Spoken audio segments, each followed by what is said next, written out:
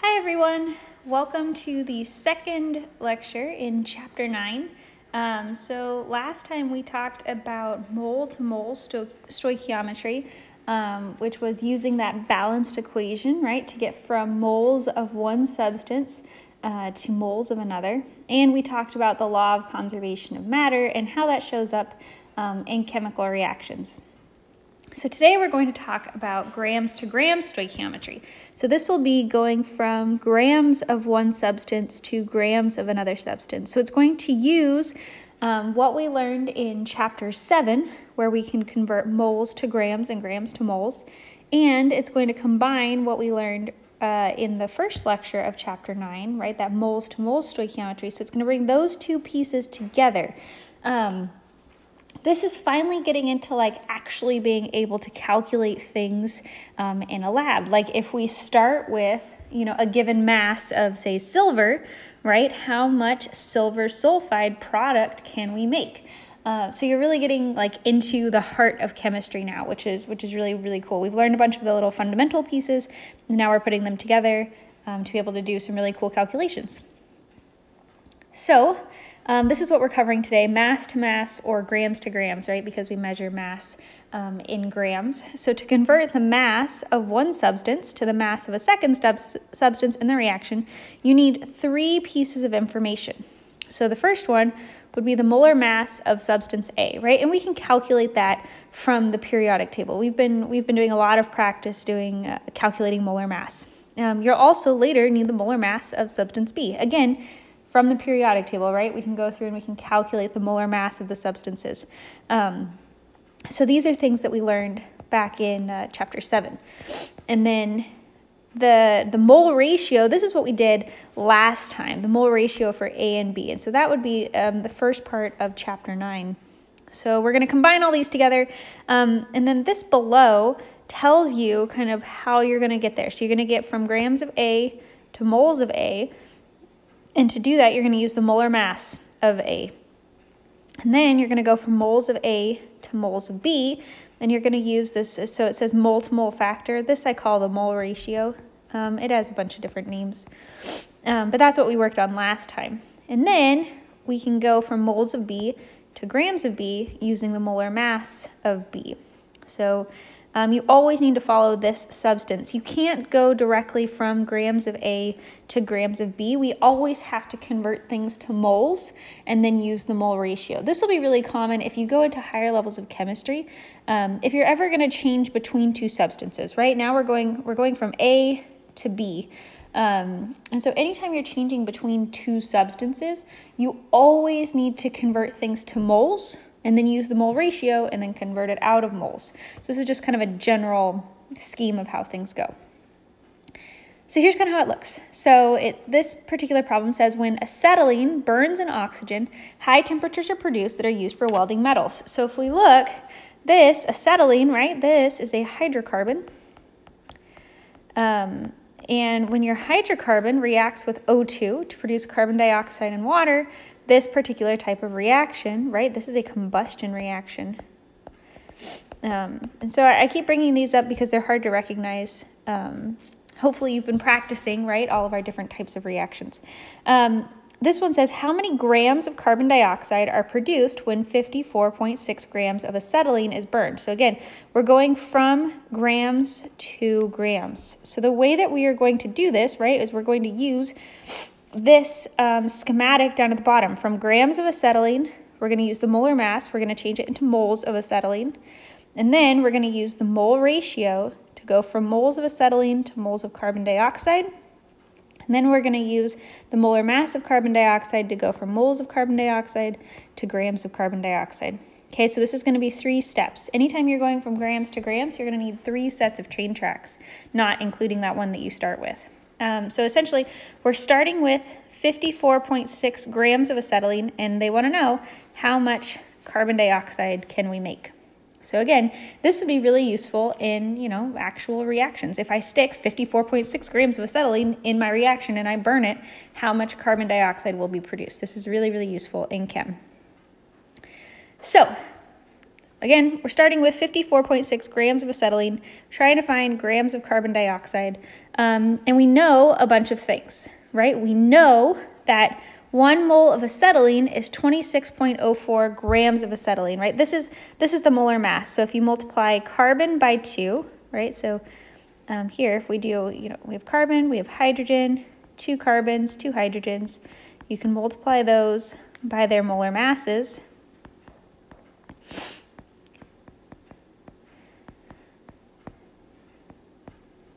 And then add them up, right? So that's the molar mass of acetylene there. That's where that number's coming from. So 1 mole is equal to the molar mass, so we can write it 2 different ways. We can write the molar mass on the top over 1 mole, or we can write 1 mole over the molar mass, right? So we know the molar mass of acetylene. We also, this over here, so I wrote on it a little bit, this is the mole ratio. This is a really key step. We know based on these coefficients, right, these numbers in the front. So here, 2 moles of acetylene will react and will produce 4 moles of carbon dioxide. So for every 2 moles of acetylene, we make 4 moles of carbon dioxide. That's where those numbers are coming from. So that, again, this is the mole ratio. So we can write it 2 different ways. We can put acetylene on the top and carbon dioxide on the bottom, or we can put carbon dioxide on the top and acetylene on the bottom. It's just going to depend on which one we need to use. And then we also know the molar mass of carbon dioxide. 1 mole of carbon dioxide is 44.001 grams. So again, you could go through, right, we have carbon, we have oxygen, 1 carbon, 2 oxygens, and you can multiply those by their masses on the periodic table.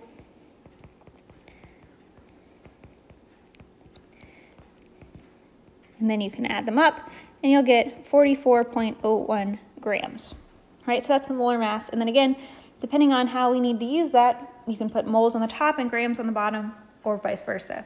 So you're just gonna have to see kind of how it plays out. So here we are, actually gonna do the problem now that we know all of those things from the last slide. So we always put what we're starting with at the beginning of our train track. So we'll put 54.6 grams of acetylene, okay? And like I said, when we do these types of problems, we always need to go, we need to turn things into moles and then use the mole ratio and then get it out of moles. So that's kind of our general thing. So the first step we would do is turn this grams of acetylene into moles of acetylene. And the way that we do that is we use the molar mass. So we knew 1 mole equals 26.04 grams of acetylene. Both of these are acetylene, sorry. C2H2.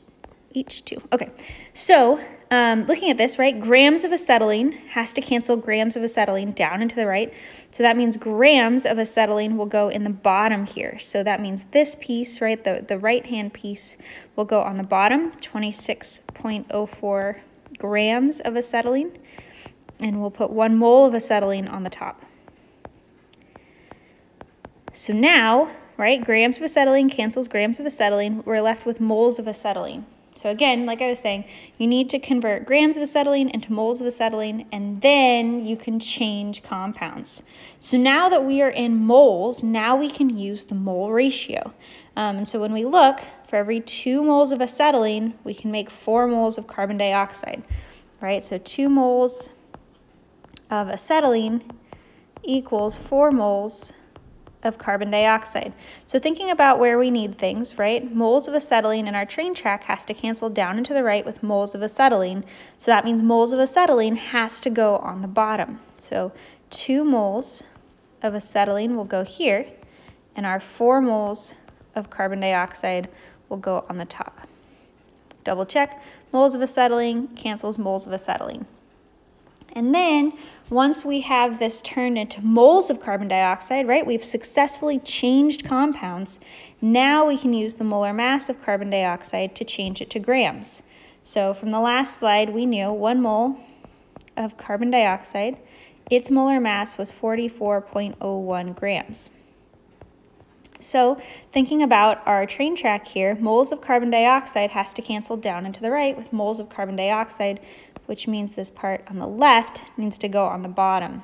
So 1 mole of carbon dioxide will go down here, and 44.01 grams of carbon dioxide will go on the top. Double check, moles of carbon dioxide cancels moles of carbon dioxide. We are left with grams of carbon dioxide up in that top right, which is what we want. So we have successfully set up the problem. Then we can go through and actually calculate things, right? Multiply everything on the top, divide by everything on the bottom. You'll get about 185 grams of carbon dioxide. So this is how all of these problems are going to go. You're always going to take, you're going to start with grams, and then you're going to use this step, right? This was a molar mass step to convert grams into moles. This step was a mole ratio step to convert moles of one thing into moles of another. And this last one was another molar mass step to convert moles of something into grams of something. Okay, so they're always going to follow this same particular pattern. Let's try another one. So the fuel heptane is designed as the 0 point in the octane rating of gasoline. Heptane is an undesirable compound in gasoline because it burns rapidly, causes engine knocking. So you can see how that would be not cool. How many grams of oxygen are required to react with 22.5 grams of heptane? So again, let's think about what we know, right? So this is going to be our general schematic, just like last time. We're going to take our grams of heptane, we're going to turn that into moles of heptane using the molar mass. And then we're going to take moles of heptane, turn it into moles of oxygen using that mole ratio. And then we're going to take our moles of oxygen, turn it into grams of oxygen using the molar mass. Again, we're just going to do the same thing over and over again. So here's what we know, right? We can calculate the molar mass of heptane. I'm going to go ahead and assume you guys can do that by now, right? So if you did, carbon times 7 and hydrogen times 16 and added them all up, you get 100.2. So that's the molar mass there. We also know our mole ratio, right, here on the left for every 1, right, because there's nothing here. So that means 1 mole of heptane will react with 11 moles of oxygen. So it doesn't matter if they're both, like here, both of these are reactants, and the last time we had a reactant and a product. It doesn't matter where they are in the reaction. We're just looking at these numbers in the front. So one mole of heptane will react with 11 moles of oxygen. And remember our Hofbrinkel, right? That's why oxygen is O2. And then we can use the molar mass of oxygen down here on the right to convert moles of oxygen into grams of oxygen. So let's try this out. So it says how many grams of O2 are required to react with 22.5 grams of heptane. So that 22.5 grams of heptane will go in the beginning of our train track.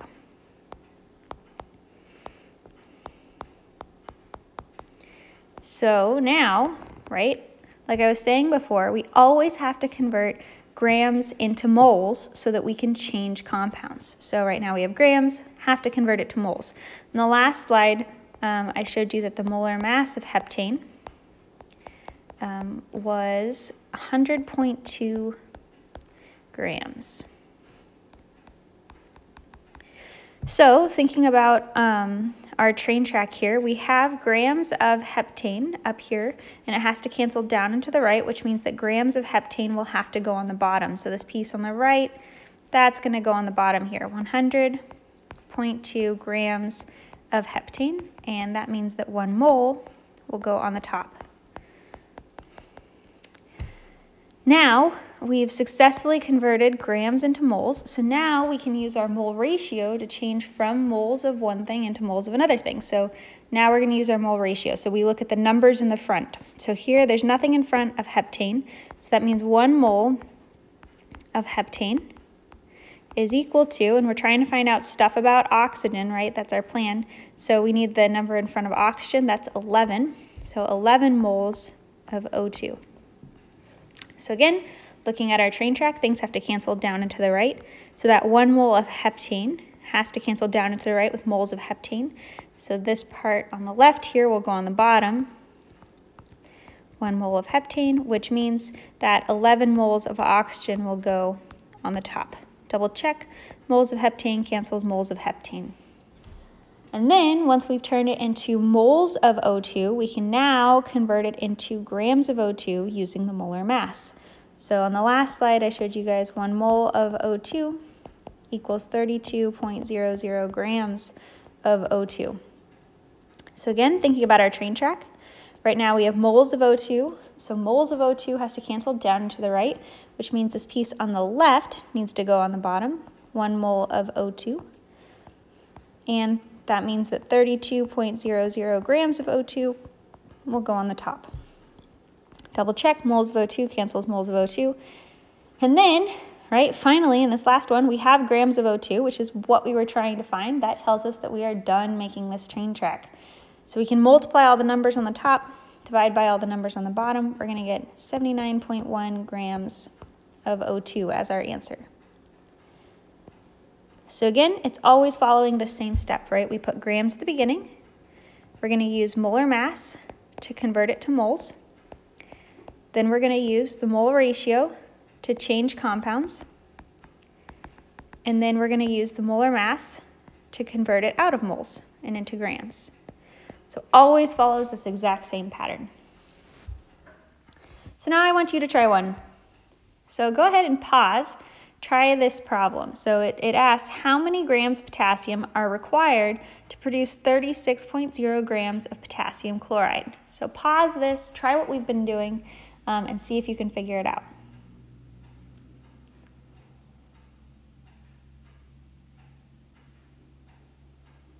All right, let's go through the solution.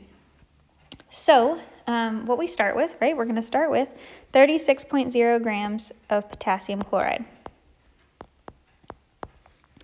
So whenever we start with grams, right, we need to convert it to moles first, so we'll use the molar mass.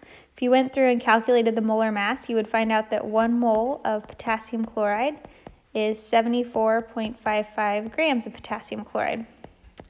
So looking at this, right, grams of potassium chloride has to cancel grams of potassium chloride, so that means this piece on the right will go on the bottom. So we put 74.55 grams of potassium chloride on the bottom and 1 mole of potassium chloride on the top. So we've successfully turned grams into moles now. Now we can use the mole ratio to turn from moles of potassium chloride into moles of potassium. So we need to look at the coefficients, right? So 2 moles of potassium chloride, and we're trying to find out things about potassium, right? So we're going to look here. So that would be 2 moles of potassium.